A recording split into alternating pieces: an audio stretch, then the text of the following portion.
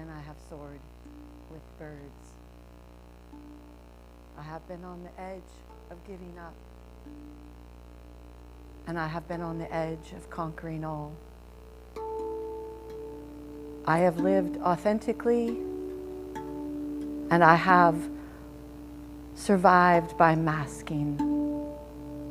I have been the puppet and the puppeteer. I have been the abused and the abuser. I am human. Someday, someone will say, "Who knew you had such genius inside of you?" And I'll say, "I did." The dark of the desert illuminated the good person I've always been, the good person I am. While the darkness still looms, there are signs of a sunburst beyond the clouds. The cacti sit with tiny buds poised to erupt in bloom. I cannot control the timing of the sunburst or the blooms, but I can find peace in the darkness.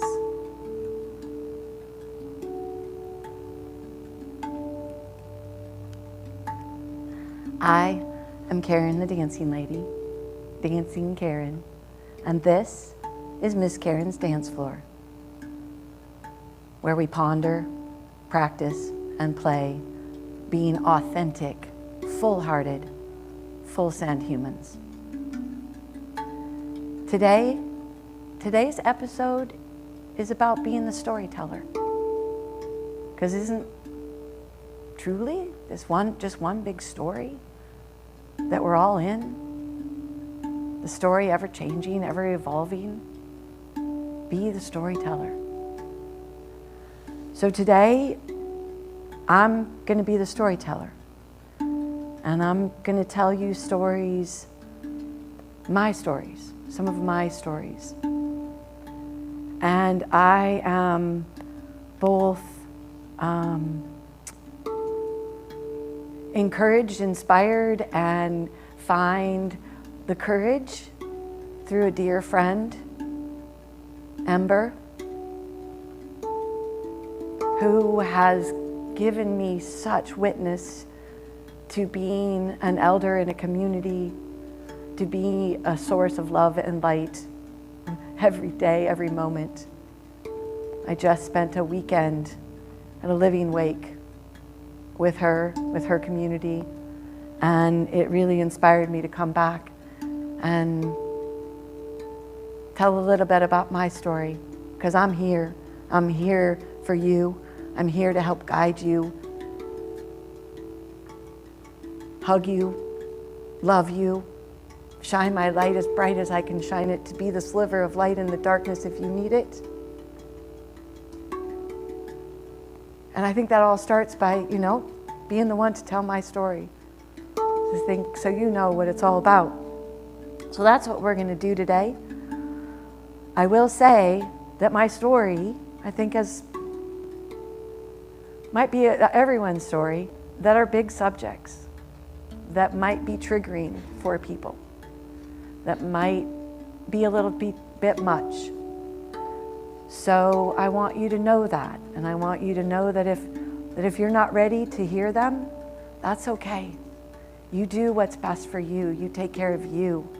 And maybe, get a little cozy right now. Get a little cozy. Take a deep breath. And maybe if you're with other people, connect with them. Take a deep breath together, so you together are in that space, that we all arrive here. What the magic of this camera, of this technology, that we can be connected in this way.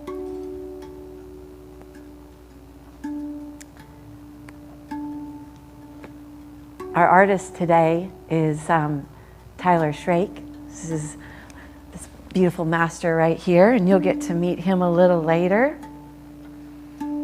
I don't know if you can hear the hand pan music in the distance. That's from my beautiful, beautiful, beautiful friend, Danny Stevens, who's also a fabulous artist. You'll meet him in a couple weeks. We've got cooking today. The canvas cooking today is masa. And we're going to talk about telling the story, being the storyteller. But before we do that, I want to offer you a gift from me. What I always see as my biggest gift that I can give is to dance. And in prayer for you, for all of us. So I'm just going to do that.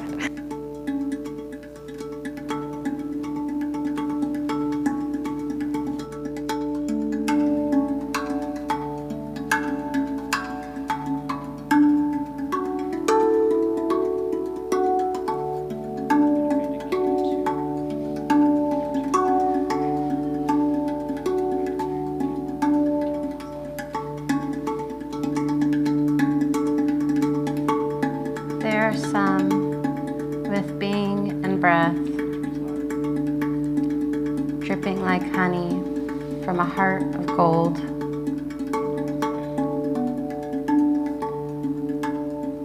Bodies animate with unbridled expression,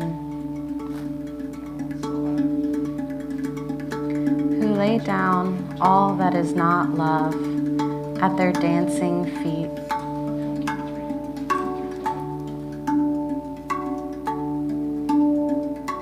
Who give and receive a life that quakes your heart. Who reclaim a rhythm you'll never be able to name.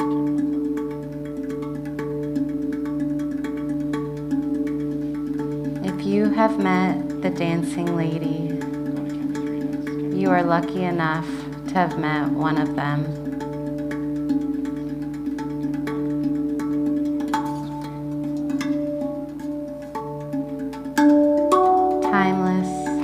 Twirling, teaching joy and grief in her eyes of everything.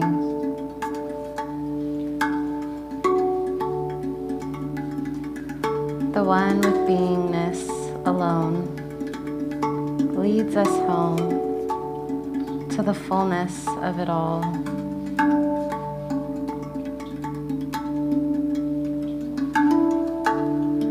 She'll say something you've waited to hear your whole life. It's a happy day to let the music take you where you need to go. There is nothing left to do but let love have its way with you.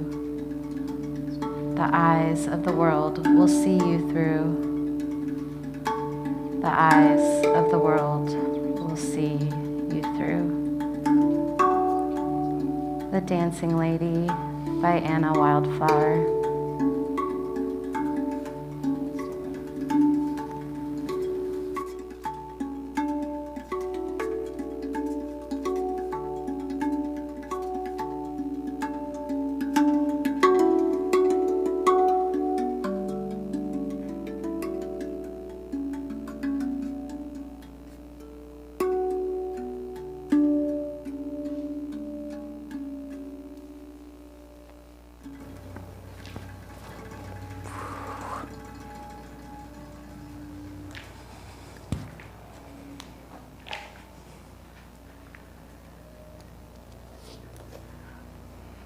Thank you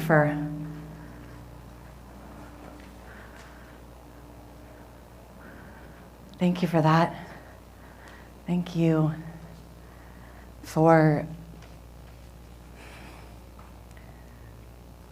letting me be free to be who I am, And I say that really a lot too for all of the people that I come in contact with in life, particularly on dance floors. Thank you for allowing me to fully be who I am and sprinkle love and stardust everywhere. That's kind of what I'm doing most of the time when I'm dancing, is sort of sprinkling magic wherever. All right. Whew.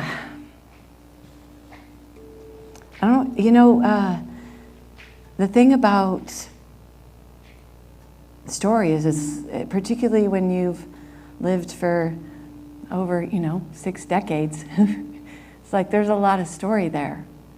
There's an incredibly beautiful song by Emery Hall that's called "I Have Been 1,000 Different Women," and oh boy, do I feel that so much in my life, that I have lived a lot of lives, and not all of them easy. But definitely there's this saying that I heard at one point, where if everybody were to lay down their cross, right, the struggle that they have, the struggles that they've had, and lay them down, and you walk and see everybody else's cross, you must always pick your own back up.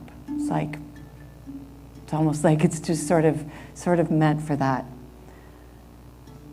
I grew up in Oregon, in small town Oregon. We moved quite a bit. I spent most of my childhood, though, outside of Eugene, in a small town called Junction City. I went to high school in Grants Pass. I went to college at the University of Santa Clara in Santa Clara, California, which is a Jesuit university, i.e. Catholic. I went to a white upper middle class Catholic university, and studied and got a degree in economics, and got a job doing catering to pay for school, because I wasn't in the upper white. I was in the white part, just not the upper middle class part. So I worked hard to be able to be there, and I figured out very quickly that hospitality was I found out later, it's sort of in my DNA. One of my Irish ancestors during the gold rush time was the proprietor of a the gathering spot, the inn, the place that would house and be the hospitality for all of the people that were coming at that time. And I realized too that it meant that, that's not a sexy thing. And I started college as a computer science major, and when computers were just sort of starting, so it's like went from something sort of super sexy and probably financially good, but ended up knowing that was my path, that hospitality was what I was supposed to do. And so that's kind of always been my career, has been in hospitality. I've owned a restaurant, I've ran a restaurant, I did college food service, I did educational food service, I've been a personal chef, I've catered, you name it. When it comes to that, I've done a lot of that. It's in my blood, it's in my heart, and that's sort of the what would you call it? The career sort of surfacey thing of life.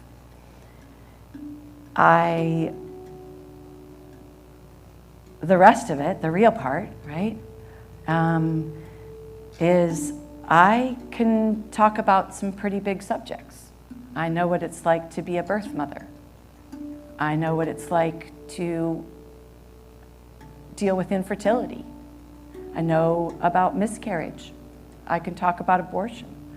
I can talk about being raped. I can talk about surviving a serial killer. I can talk about surviving an incredible amount of debt. I can talk about finding yourself and like putting it all aside and figuring out who you are. And that's kind of all of the things in my life. A lot of the early traumas, like the serial killer happened when I was 16. And that's also when the date rape happened. And so I spun for a lot of years, out of control. And so those early years were this very much a mix of, I was also, I was a smart and driven person. So I looked like successful and all together, and at the same time I was just a mess inside for a long time. And it wasn't until I made the decision. I have been divorced for 3 years, so we can talk about divorce. There's another big one. Although my divorce is very much, in fact, very much in a good way. I don't think of him as an ex. I think of him as my husband. And in fact, our wedding vows we wrote, and part of it was, I promise to help you grow and be all that God intended you to be. And when we were separating, he said to me, I didn't realize at the time that that meant that I was going to have to let you go. But that's exactly, what I have to do is let you go to be all that you are meant to be. And it was just a beautiful thing, and it has allowed me to be here in this space and do truly what I think of as my ultimate life's work, and to be of service of heart and to help people. Like, I know what it's like. I've sat on a phone with the suicide line. I wanted it to all end. I wanted it to go away. I wanted to not hurt. I wanted to not be hollow inside. I wanted to be all that I am, and I didn't know how to make that happen. It seemed far too much. But when it really boiled down to it, it wasn't very hard. It was just making that choice and having a beautiful partner at the time, right, to really support me and say, I get it. And let me go, and let me peacefully and amicably and beautifully.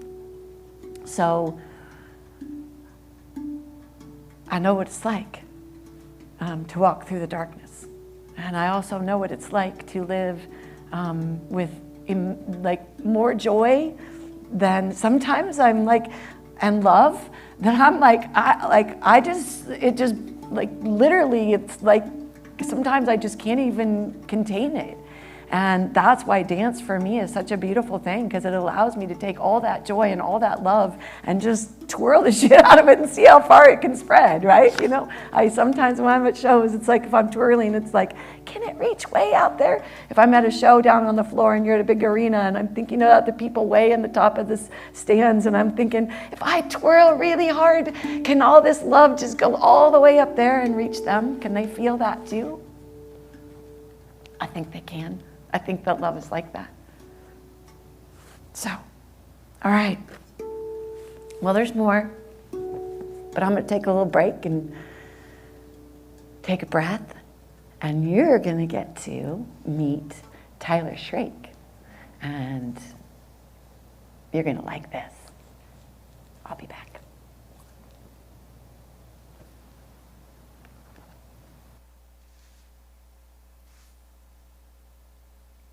Shrake, and I'm an artist here at the Haven Art Collective, and I love to paint.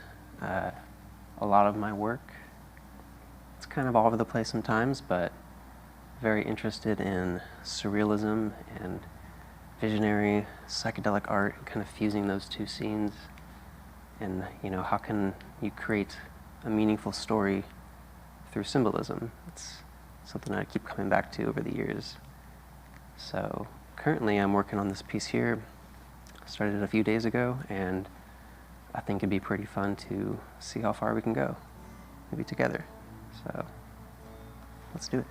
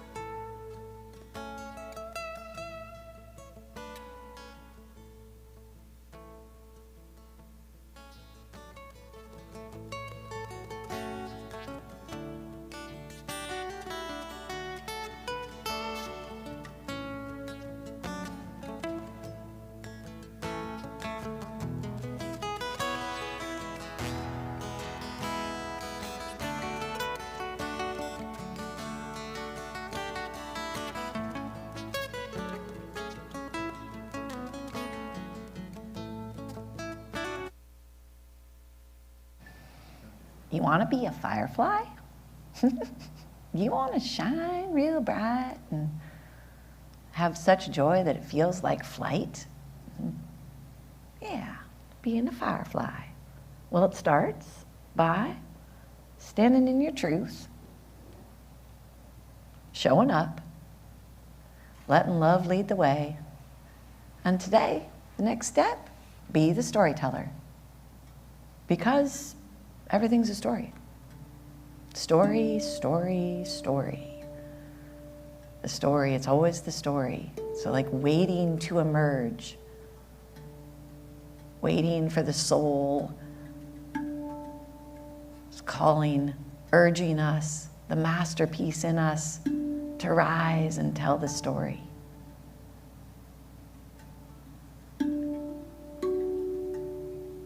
He's not interested. She's too good for me. They are fabulous. This is gonna suck. I'll be so tired. You are gonna find magic today. Beware. There's a gift waiting for me. A parking spot will open. Emotions, expectations, addictions, cultures, family, friends, influencers, they're all ready to step forward and tell your story. Do you let them? Who's telling your story? Are you the storyteller? So when I said, this is how I think the story works, because when I say, I got divorced 3 years ago, that doesn't tell you a whole lot, does it? It leaves it wide open for you to tell the story, and maybe that's how I want to do it. It allows you decide what that story is. When I say, I survived a serial killer, that's pretty much a wide open kind of thing, right? What is that really? What does that mean? What's the story? So there's so often that how we tell the story makes a huge difference in how people hear the story, and we control the story. And sometimes we tell the story that we want to tell. Sometimes we tell the story as we want it to be and not as we think it is. Like, I wish I had thought of an example for that, but I think that's sometimes if I didn't really want you to know like what the divorce was all about, I could just say that I'm divorced and leave the rest to you if I didn't care. If I wanted you to know that I got a very amicable divorce. We are friends. He's a beautiful human. I have nothing, there is no ill will. Do I want you to know all that? I get to be the one to decide what that looks like. You get to be the one to decide what you tell of your story, how you tell it, who you tell it to. But I think the key too is like to start with yourself and tell the best stories to yourself. What I have learned, and in my own healing journey, I think the hardest thing for me was to retell old stories, because the stories that I was telling were all where I was the bad guy, right? This whole not the opposite of self-love, and not self-hate, but just a little, like. The piece that I read in the beginning about in the desert, that I wrote that at a time because it really became true. Like I believed that I was bad, that everything that ever happened to me bad, I thought I deserved it. I deserve all these bad things to happen to me. I deserve this. I am not worthy. And so my journey has always been in finding that and recognizing that, oh, you are such a beautiful masterpiece, because we all are. So I've always struggled with every story I told from the lens of, you know, in my restaurant, when I had to close my restaurant, I told the story that I was that I was a failure, that I'm a bad person. I didn't deserve to have, a successful restaurant. I didn't deserve to have that. And that was the story I continued to tell until I realized that, oh, wow, what if I told the story that it was in its time? And it's in its closing. It allowed me to open up to healing. And it's kind of hard to heal when you're working 16 hours a day, 7 days a week. Okay? It's kind of hard to heal when you're doing that. It's kind of hard to just be. I'll never forget, after closing the restaurant, people would say, "What are you gonna do?" And I was like, "I'm not gonna do anything. I'm just gonna be." It was like I've been doing for like my whole freaking life. I'm gonna be. I'm gonna figure out what it means to just be. But I had to heal. I had to like rewrite those stories. I had to retell the stories to myself. That, oh, wow, that's just me taking the facts. You can't change the facts. You can't change the players. You can't change the setting. You can't change what happened. But you can change the story that you're telling of either why it happened or all the nuances around it. So if you have something that you struggle with in your past, think about that. Think about, is there a way? And if you can't think of a way to tell a better story, a different story, a possibility of magic and goodness story, find someone that can and ask them and maybe share with them your story and see if they can tell you, well, gee, because sometimes people see things, people see us often much brighter and better than we see ourselves. So, ask somebody. The other part of story that I want to share that's really helpful is sometimes in dealing with people, I found this particularly helpful in a work setting, was when somebody would come to you and want to vent about someone else that you worked with and something that happened, and that they're just all bent out of shape about someone else and something that has happened. And instead of sort of fueling that by going, yeah, and telling your own, right? And like get on that bandwagon. It was like, oh, I don't know, maybe what do you think they're thinking? And just that, stopping and asking the person, hey, what's the story you're telling? What's the story you're telling about why that person did that? And usually what happens when that happens is you get to the root of really what's going on, right? Without fueling any more negative space. You kind of allow them to see, and then you can say, how true do you think that story is that you're telling? And maybe you might want to find out and ask them. It's super helpful. I've also found it helpful for myself when I was trying to sort of deprogram biases, is when somebody would trigger me, I'd have to really sit with, okay, what's the story I'm telling? What is the story I am telling about the lady with the long painted fingernails, or the lady that only wants a half a Splenda in her coffee? What is the story I am telling that is making me so uptight about this human? Why can I not stand in love with them? Oh, because I'm telling this story right in my head that I don't know, I can't go for that. But it was helpful, it was helpful for me to reprogram those and ask myself, oh, is that really the story? And is that the story that you tell as your beautiful masterpiece self? Or is that the story that you tell when you're wounded and hurt and reactive? All the things. Story. Story, story, story. Story, story. Always telling the story.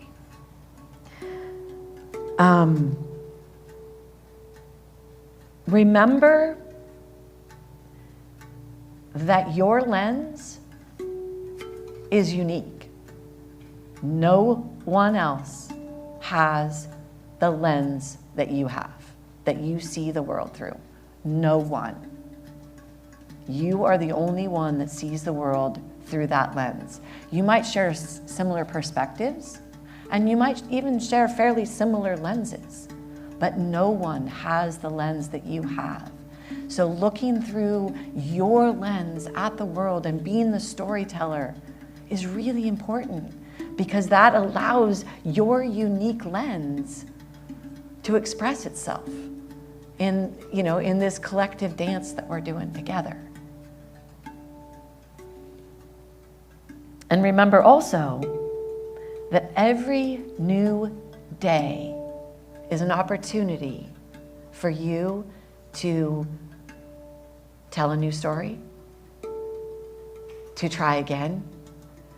And I kind of like to look at it like you get to curate the day. Like, look at it like each day is like, how do you curate the day? And by curating the day, I mean, right, you get to decide, okay, we're gonna add a little, like what you wear, where if you can't change maybe where you're going, if you are going to work and you're doing the things, but you can change the whole, you get to decide what food you're gonna eat, how it looks. You can do anything. Every new day can be a grand new adventure.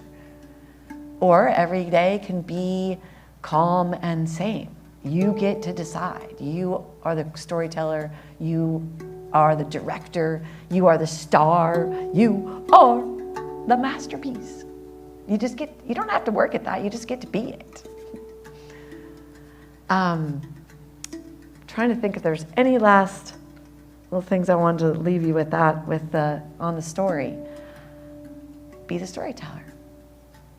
Is there anything coming up over there from the BHOTs? No? All right. So, Firefly. We're going to take another little break and then come back.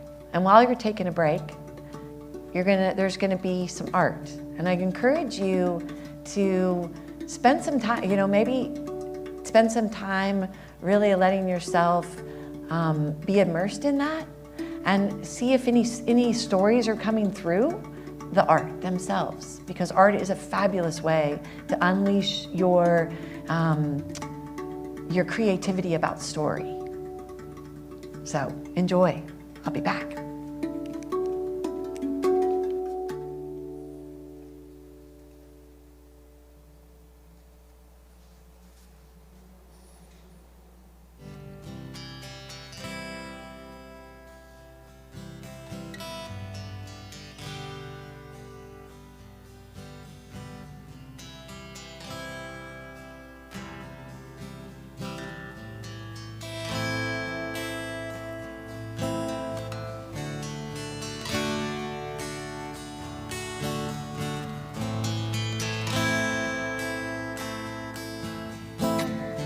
What's happening, but I like imagining this is some kind of sacred temple site that is maybe the beginning or the end of a soul's journey, and potentially this is somewhere beyond the physical, outside of our normal existence, or maybe it's somewhere actually out there in the universe.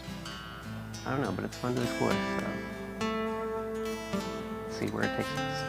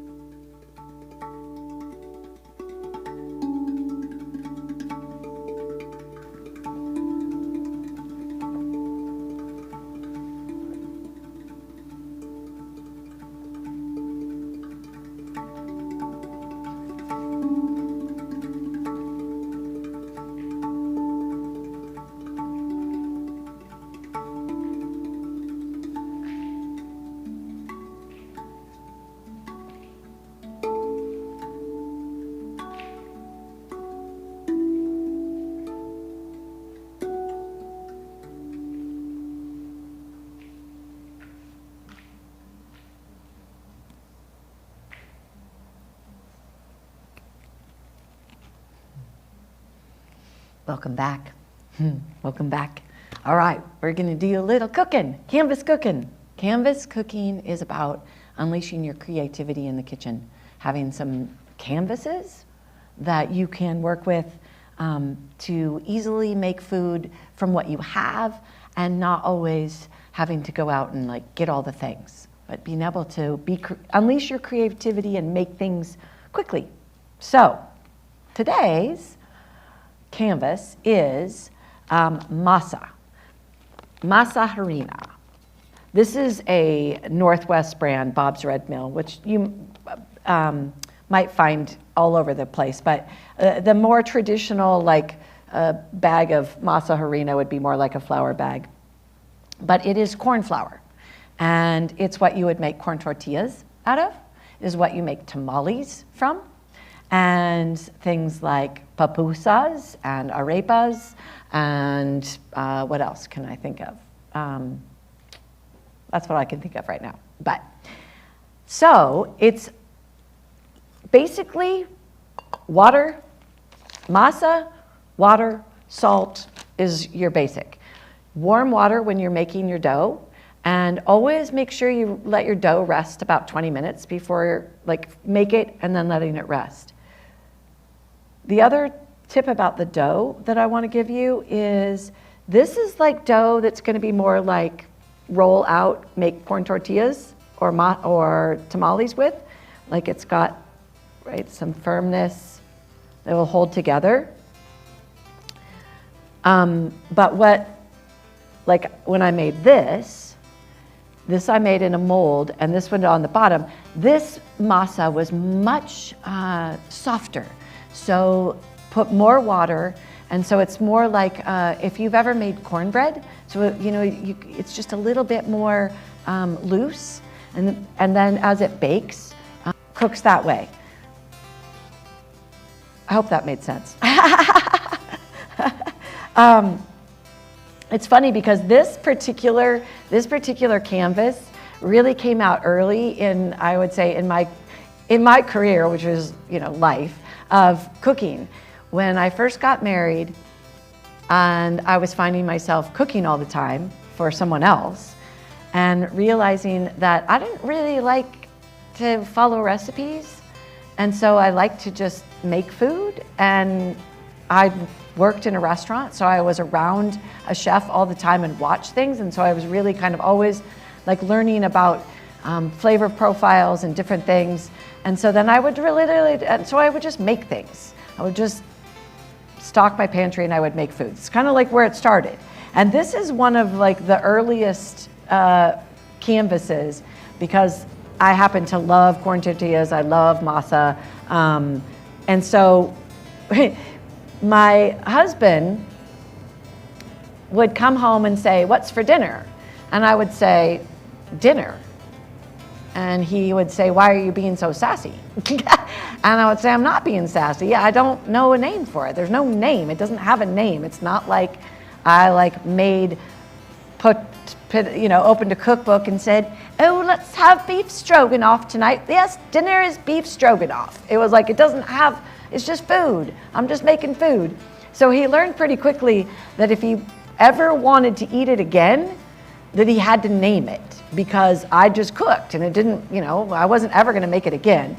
So his parents were coming over for dinner, and I decided that I wanted to make chicken pot pies, but I didn't want to make chicken pot pie. I wanted to make it with masa, and I wanted to have the filling be more like a tamale pie kind of thing, but I wanted it to be like a chicken pot pie, like in, fully encased, just like a chicken pot pie, but with masa and the filling. And so I did that, but at the same time, when I was doing it, I cut the tip of my finger off. And so then I wrapped it up, and then I cooked the whole thing with my one hand above it would happen to be my left hand, and with my one hand above my head, doing the whole thing, because I had to keep it from stop bleeding, because it was really like, it was a slice off kind of thing. And I did that, and I made this whole thing, and I made these things.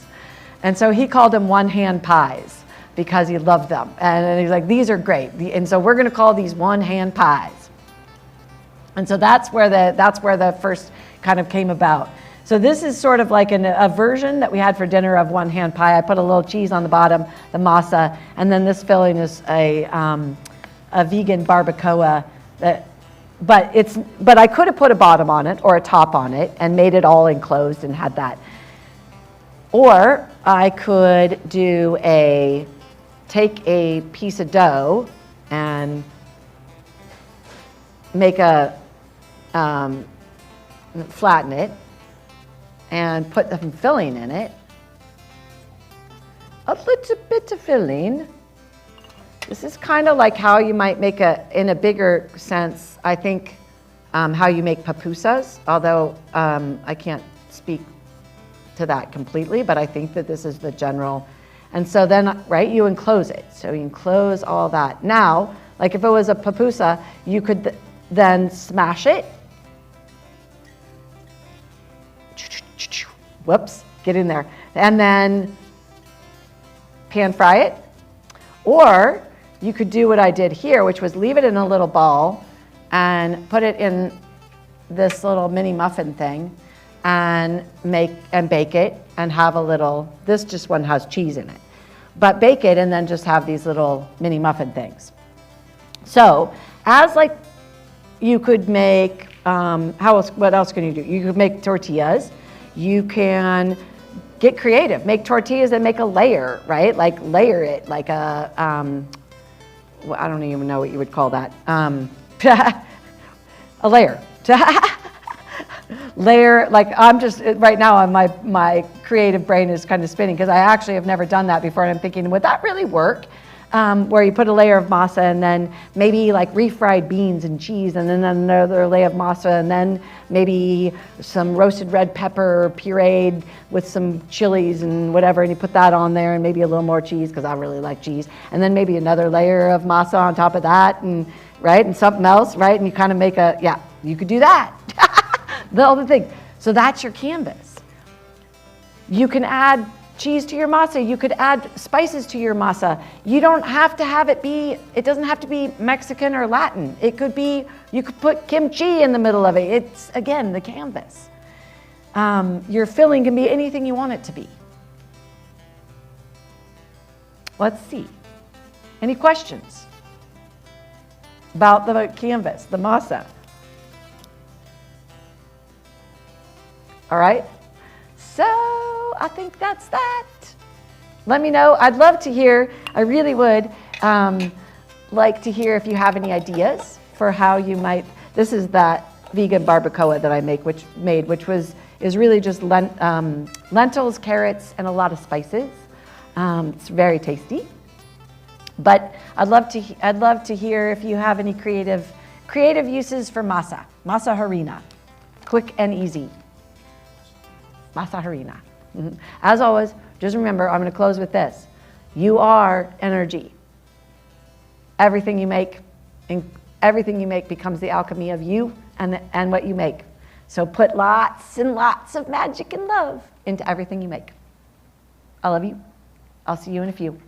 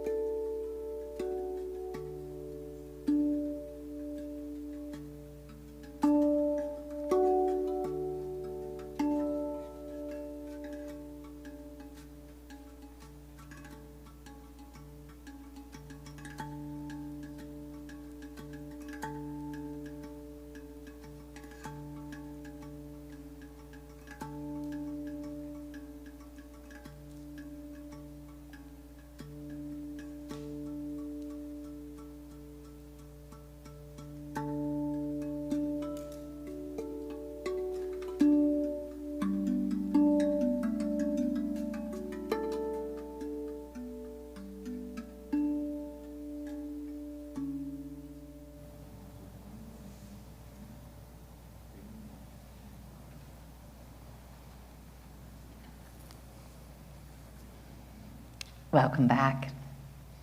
Welcome back, welcome back, welcome back. This is called Before Our Ribbon Ends. And this is one of Tyler's pieces. And this is today's giveaway. So, I'm going to give this to... I'm gonna give this to the first person that can give me an idea for a dessert tamale with your masa. Okay? There we go. So I'll leave that right there. Think about a dessert tamale. Yum, yum, yum. All right.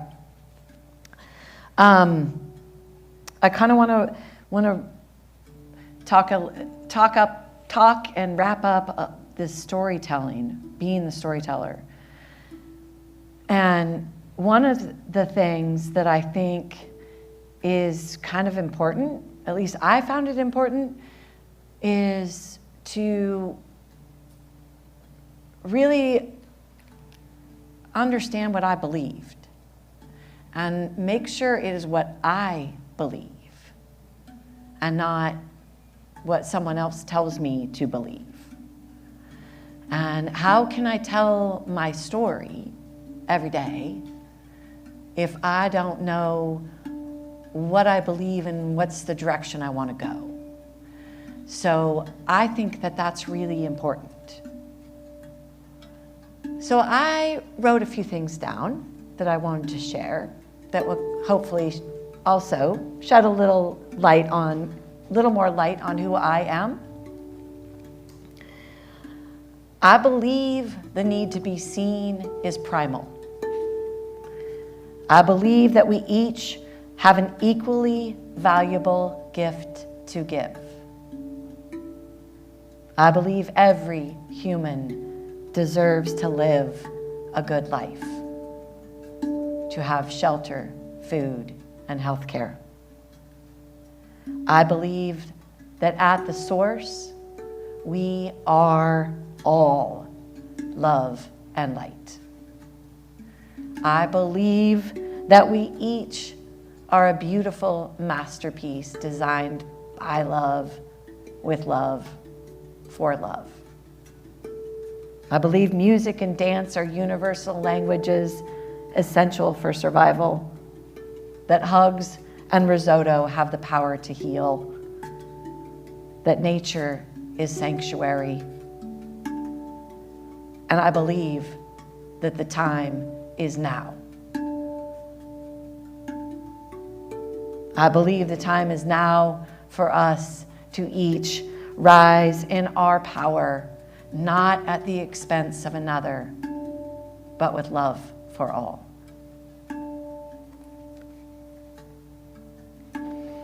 I believe that I was made for this. In this living wake I went to this weekend, Friday night, we had the incredible privilege and honor and blessing and to have Satsang perform in this very intimate environment with our dear friend who doesn't have a lot of time left with us. And and he was so present and so vulnerable, and it was beautiful. It was beautiful, and she had asked him to play a lot of older stuff, and he was also in the middle of a 10th anniversary tour, so a lot of older tunes, and it was such a beautiful, beautiful thing to be able to be a part of.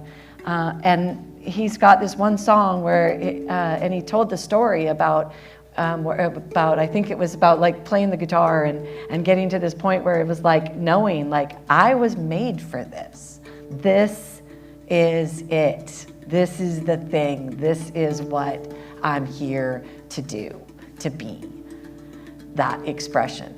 And that song just resonates so much with me in that way of, I was made for this. I look at my life, I look at the challenges of it, and I know that it is absolutely in service to this moment now, to be able to be at a time and space where I think we truly, truly need people to be all that they are. And I truly believe that my role right now is to love the shit out of you, every single one of you.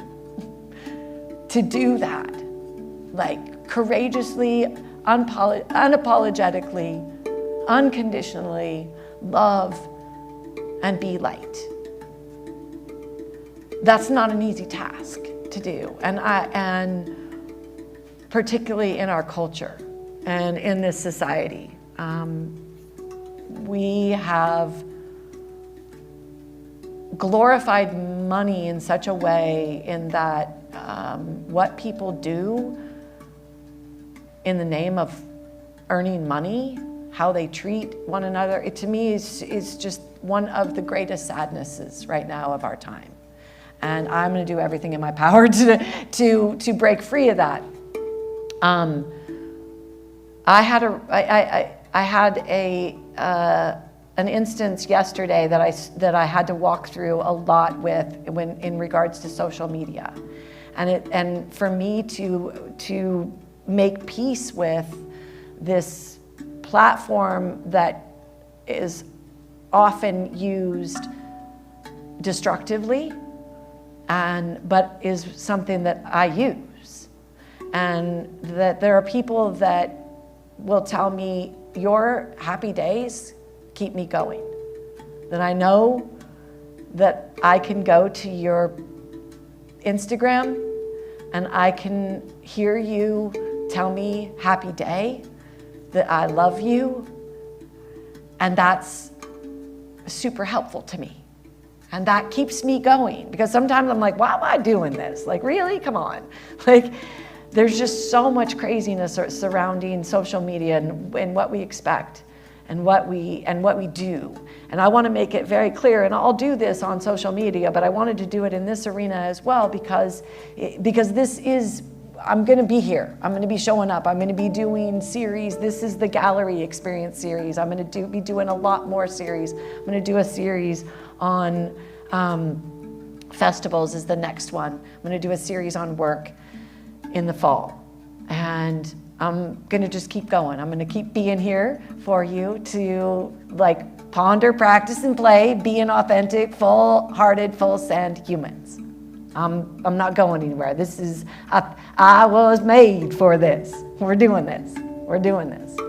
So I want to also be clear about like what it is that for me, when I say I'm doing this, I want to do this in a way where I'm not playing the game.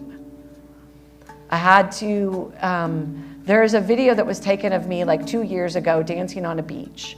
And it has been used by so many people. It has been used by people to sell wisdom of elderhood. It has been used by people to sell, to be a motivator, to talk about middle age, to being free, a lot of things. But in reality, what this video is me.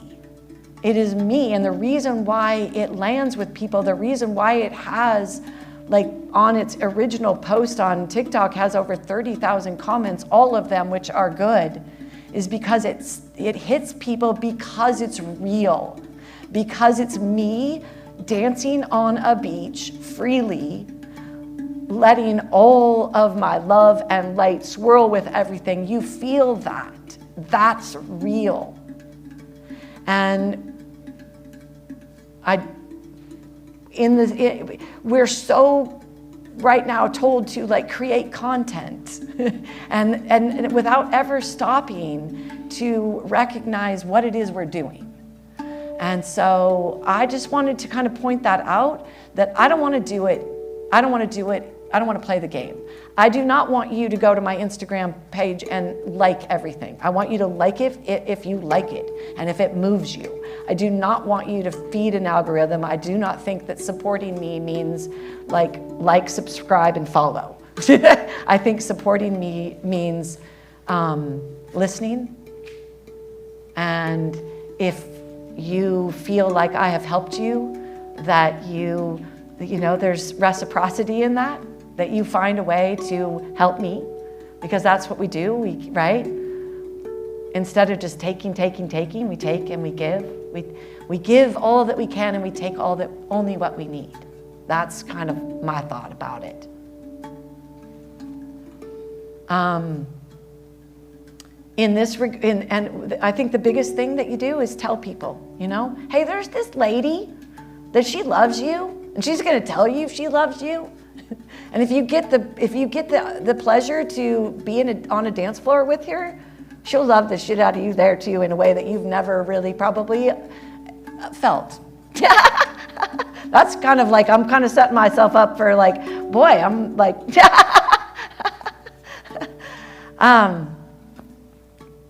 yeah. So I hope that kind of tied that up a little bit.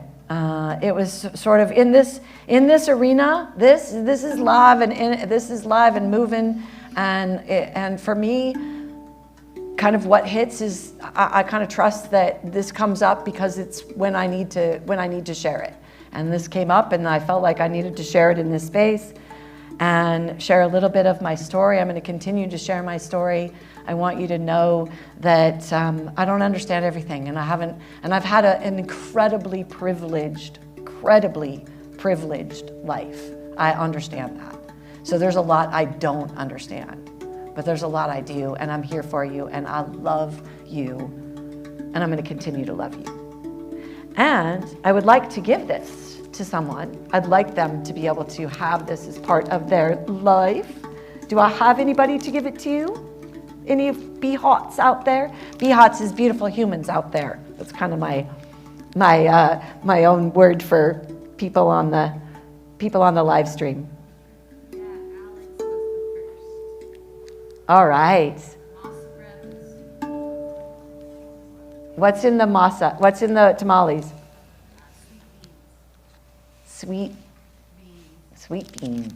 All right, Alex, this is for you. This is for you. Well, I hope you've enjoyed this. We're going to be back next week. Next week is going to be, we're going to have 2 artists next week, because one of our artists is going to also be a wordsmith. And we're going to have a full band next week, and we're going to talk about the next step in Firefly. Next week's theme, or for the whole segment, is dance. Oh, it's going to be good. I love you. Go be you, bright and true. Every day, the masterpiece that you are.